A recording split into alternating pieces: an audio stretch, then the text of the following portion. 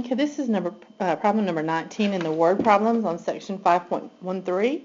And this is a batter hit a baseball upward with an initial speed of 120 feet per second. That's his speed. So that's going to be our rate. If you remember on these problems, we had to look up in the directions, and they gave us one equation if we were working in meters and one if we were working in feet. So we're going to use the one where we're working in feet. H equal RT minus 16t squared. Okay. And so I already know my rate is 120, so I'll put that in front of my t, minus 16t squared. Okay. Now it says, how much later did the catcher catch it? Well, if you throw it up in the air, and then it comes down and the catcher catches it, the only way we can figure out to do this is to say, we'll call this 0 here, okay? So we're going to move this parabola, we're going to put it down on the x-axis. I know he might have been holding his hand up in the air, and the height might have been something other than 0. He probably didn't catch it on the ground. But in these problems, that's how we have to work this unless we want to tweak them, and they didn't give us enough information to tweak them. So they want to know when did it hit the ground. So that means that's 0, okay? The height would be 0. And all we got to do, this one's an easier one than number 17, which we looked at in class. This one is 120t minus t squared. So how much later did the catcher catch it? We want to know the time. Well, if you look at this, we could factor this pretty easily. I could move the terms around, but I also could pull out a GCF. Let's see. If I look at this, there's a GCF, I believe, of 8 in here. I think 8 divides in both of those numbers in t. If I do 120 divided by 8, that makes it 15, and I took my t out. And then 16t squared, if I write down my subtraction sign, I can think 16 divided by 8 is 2, and t squared, take out the t, is t. So I have these two factors, and they're already equal to 0 because we decided we were going to just say where he hit the ground, we're going to call that 0. And I know that seems a little hokey, but that's what we do in these problems. All right, so I take the 8t, that's one factor, and I set it equal to 0. And then I take the 15 minus 2t, which is another factor, and I set it equal to 0. Now, 8 times t is 0. We know that that's got to be 0. We could divide the 8 out and get, oh, t is 0, okay? Now here, I need to add 2t to both sides. To solve, I'd have 15 is equal to 2t. I could have moved the 15 and divided by negative, but I like to move things from side to side that are negative and make them positive that way. So that's why I chose to do it this way. Now my t, if I want to solve for it, I need to divide both sides by 2. T equals 7.5. Which problem makes sense? All right, at t equals 0, that's when he's just throwing it up in the air. That's not when the catcher's going to catch it at the moment that he throws it. So we're going to throw that answer out. But it makes sense. The 7.5 makes sense. The guy's going to throw it. It's going to have a little bit of an arc to it, maybe not that high. He's probably didn't throw it way up high in the air, but he's probably, at least going to have a small arc to it. So we're just kind of exaggerating it when we draw these. Probably in 7.5 seconds, and actually that's our answer, 7.5 seconds. Okay, so for number 24, it says a garden plot 4 meters by 12 meters, and I've marked that on the garden plot, which in the book is green, and you can't see the color on here. Has one side along a fence like this. The area of the garden is to be doubled, so whatever my initial area is, I'm going to double the area. The area of the garden is to be doubled by digging a border of uniform width. That means if it's x here, it's going to be x here, and it's going to be x here. Okay, so all these, everywhere, whether it could, you could measure it, it's going to be x. The area is doubled by digging a border of uniform width on the other 3 sides. What should the width of the border be? Okay, now I know the initial area of the garden because they told me it was 4 meters by 12 meters, and it's length times width. 4 times 12 would give me 48 meters. If I'm going to double that, that means I'm going to multiply 48 times 2. My new area is going to be 96 meters squared. So if I'm thinking area is length times width, my new area of my new garden is going to be 96. Now how could I describe the length and the width? Now here's the deal. I'll use a different color. Let's consider that this is the length here. I could draw it down here, but I'm going to draw it up here so that you can see it was initially 12, and then I had an x on this side and an x on this side.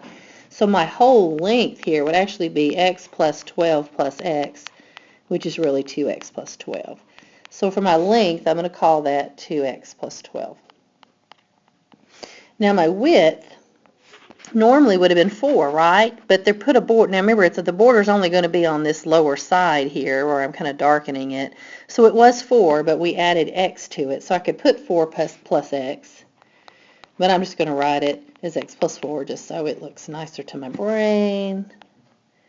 So what I got to do is I got to solve this. In order to solve it, I need to have a 0 on one side. So I know I need to move the 96 to the other side, but before I do, let me go ahead and multiply this all out.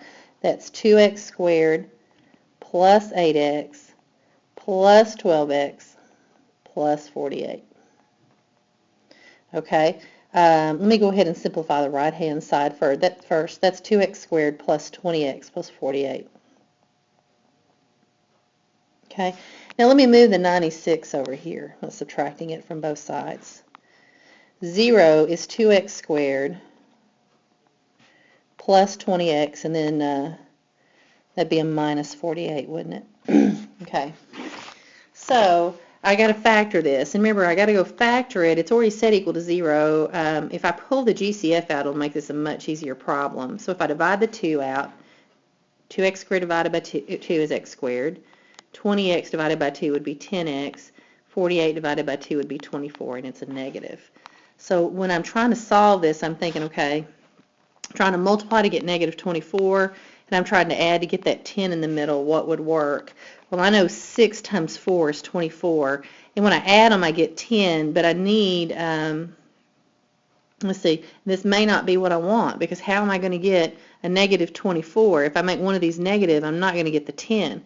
So you might think those work, but then you go, okay, maybe not. How about 12 and 2? 12 times 2 is 24, and there's a difference of 2 between them. So what if I did this? What if I made it 12 minus 2? 12 times negative 2 is negative 24. 12 plus negative 2 is 10. Those numbers would actually work. So sometimes it's not the first thing you think of, even though you think it should work. You got to kind of check again. This is x plus 12 and x minus 2. Okay? So if I want to solve this, I take each factor. The 2, it doesn't make sense to set 2 equal to 0, so I'm not going to do that. But I can say 0 equal x plus 12 and 0 equal x minus 2. I didn't have to put the parentheses on it. I don't know really why I did over there. I guess I was just looking at the parentheses there. If I solve for x by subtracting 12 from both sides, I get x equal negative 12. That does not make sense. I cannot have a negative width. So I know this is going to be an answer I throw out. Over here, if I solve it, I get x equal 2. Oh, that one makes sense. So it looks like x is equal to 2, but is that the answer? What did they ask us? They asked us, what should the width of the border be? Oh, well, the width was x. So yeah, that is my answer.